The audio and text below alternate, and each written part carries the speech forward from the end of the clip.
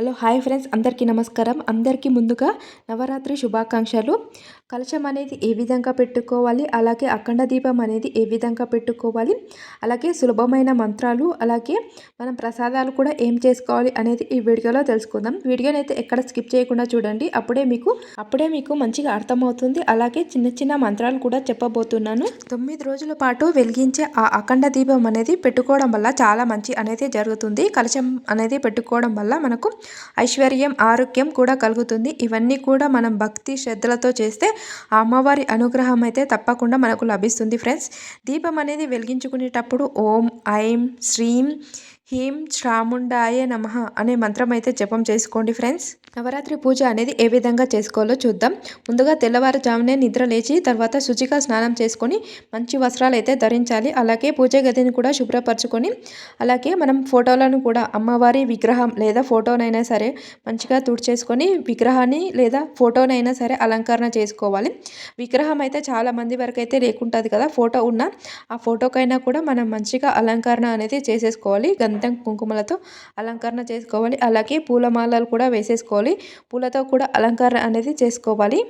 మనం అమ్మవారి విగ్రహమైనా లేదా ఫోటో అయినా కూడా ఒక పూజ గదిలో అయినా చేసుకోవచ్చు, లేదా సపరేట్గా పీఠం పెట్టి కూడా చేసేసుకోవచ్చు. ముందుగా అయితే పూజ చేసే స్థలాన్ని అయితే శుభ్రంగా కడిగి పసుపుతో లేదా గోమయంతో అయినా కూడా మనం పూతలాగా అయితే మంచిగా చేసుకోవాలి. గోమయం అనేది ఉంటే మాత్రం గోమయంతో అయితే మనం కింద అయితే అలుక్కోవాలి, లేదంటే మనం పసుపుతో కూడా రాసుకోవచ్చు.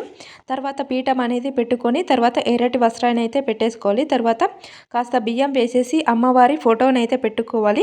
ఫోటో ఉంటే ఫోటో పెట్టుకోండి. విగ్రహం అనేది చాలా వరకు అయితే లేకుంటుంది కదా చాలా మంది దగ్గర అయితే, అలాంటి వాళ్ళు ఏం బాధపడాల్సిన అవసరం లేదు. ఇలా ఫోటో పెట్టుకొని కూడా మనం పూజ అనేది చేసుకోవాలి.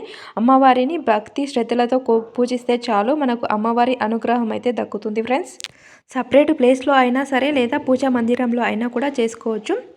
దీపం అనేది ఫస్ట్ వెలిగించుకోవాలి. ముందుగా అయితే దీపారాధన అయితే చేసేసుకోవాలి. ఫ్రెండ్స్, దీపం అనేది వెలిగిస్తున్నప్పుడు ఓం ఐం శ్రీం చాముండాయ నమః అనే ఈ మంత్రాన్ని అయితే జపం చేసుకోండి. ఫ్రెండ్స్, అలాగే మనం పూజ అనేది ప్రారంభం చేసుకునేటప్పుడు గణపతిని అయితే ఆరాధన చేసుకోవాలి. ఓం గణేశాయ నమః అంటూ మనం గణపతిని అయితే ఆరాధన చేసుకోవాలి. తర్వాత అమ్మవారి ఫోటోను ముందైతే పూలు కూడా సమర్పణ అయితే చేసుకోవాలి. సులభమైన మంత్రాలు కూడా చదువుకోవాలి. ఓం దుమ్ దుర్గాయ నమః లేదా ఓం శ్రీ మాత్రే నమః లేదా దుర్గాలక్ష్మి సరస్వతే నమః అనే మంత్రాన్ని కూడా జపం చేసుకోండి. ఇలా ఈ మంత్రాలను 11 లేదా 21 సార్లు లేదా 108 సార్లు అయినా జపం చేసుకోండి. ఇలా జపం చేసుకోవడం వల్ల చాలా మంచి అనేది జరుగుతుంది. అలాగే ఫ్రెండ్స్, రోజు ఏ అలంకరణ ఉంటుంది, అలాగే ఏ మంత్రం చదువుకోవాలి, అలాగే ఏం ప్రసాదం పెట్టాలి అనేది వీడియో కూడా చేశాను. కింద డిస్క్రిప్షన్లో అయితే ఒకసారి అయితే చెక్ చేయండి. ఫ్రెండ్స్, వీడియో నచ్చితే ఆ వీడియో కూడా మీకు యూస్ఫుల్ అవుతుందని అనుకుంటున్నాను.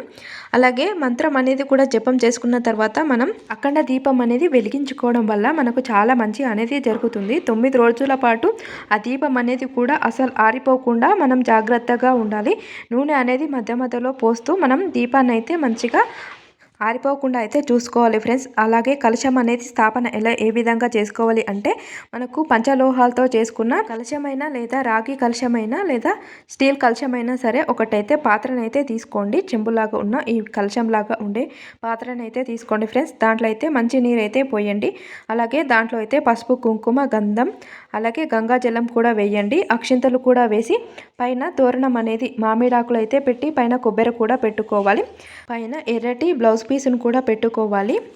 ఇలా కలశం అనేది పెట్టుకోవడం వల్ల మనకు చాలా మంచి అనేది జరుగుతుంది. ఫ్రెండ్స్, ఐశ్వర్యం, ఆరోగ్యం అనేది కూడా కలుగుతుంది. ఇవన్నీ కూడా మనం భక్తి అలాగే శ్రద్ధలతో అయితే చేసుకోవాలి. విగ్రహం లేని వాళ్ళు ఇలా ఫోటో కూడా చేసుకోవచ్చు.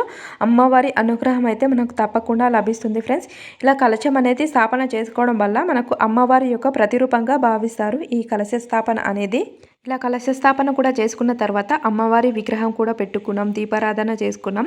ఇలా మంత్రాలు కూడా జపం చేసుకున్న తర్వాత నైవేద్యం అనేది కూడా పెట్టుకోవాలి. నైవేద్యం అనేది చెలివిలి పాయసం, అలాగే శనగలు లేదా బెల్లంతో చేసుకున్న పరమాన్నం లేదా పాయసం కూడా చేసుకోవచ్చు, లేదా పులిహోర కూడా చేసుకొని అమ్మవారికి అయితే ప్రసాదంగా పెట్టవచ్చు. తర్వాత హారతి అనేది ఇచ్చుకోవాలి. హారతి అనేది ఇచ్చుకున్న తర్వాత మనమైతే అందరికీ కూడా ఆ ప్రసాదాన్ని అయితే పంచిపెట్టండి. ఈ విధంగా అయితే పూజ అనేది చేసుకోవాలి. ఈ పూజ అనేది మీరు ఏ విధంగా చేసుకున్నారు అనేది కామెంట్లో తెలియజేయండి. వీడియో నచ్చితే లైక్ చేయండి ఫ్రెండ్స్. అలాగే మీ ఫ్రెండ్స్ అండ్ ఫ్యామిలీ మెంబర్స్కి ఈ వీడియోని షేర్ చేయండి. వీడియోని ఫస్ట్ టైం కనుక చూసినట్లయితే సబ్స్క్రైబ్ చేసుకొని పక్కనే ఉన్న గంట సింబల్ని ప్రెస్ చేయండి. ఇలాంటి పూజ సంబంధిత విషయాల కోసం మా ఛానల్ అయితే సబ్స్క్రైబ్ చేసుకోండి. Thank you for watching this channel. Please subscribe my channel.